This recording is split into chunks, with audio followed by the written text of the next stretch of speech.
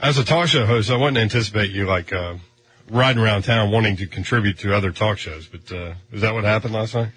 I don't know. I did not call. This is the most ridiculous accusation. There have been a lot of accusations levied against me. I did not call Chad Withrow.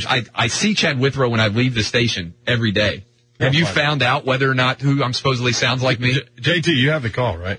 Yeah, and I answered phone calls last night, too, during Chad show. Oh. So theoretically, did you think, that's Clay Travis calling in? If you did, you got past me. Well, Don got past you. We'll know if it's his voice or not. We'll see. I want to hear who my voice doppelganger is here.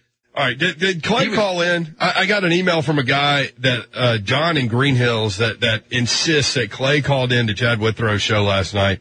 He says it's just like Randy Moss calling in as Woody. He says it's Clay Travis, 100%. I want to hear this. One question, two answers tonight. Question, biggest tearjerker, sports answer and a non-sports answer.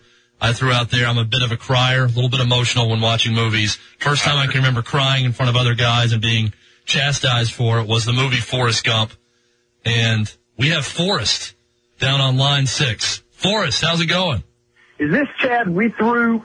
It's actually Withrow. You added an E in there. It's Withrow. Well, I don't care what your name is. I had a big plan tonight. I was going to take my wife. We were going to go to Cracker Barrel. And then we're going to watch Forrest Gump. She'd never seen it. I got her in the car. You're supposed to be talking about sports, right? This is a sports talk show. Forrest, come on now. It's not. Forrest Gump was 1990. Forrest Gump was 1994. Now you're telling me you've never seen Forrest Gump? I'm taking her to Cracker Barrel, and we had that plan. I got the DVD. We're ready.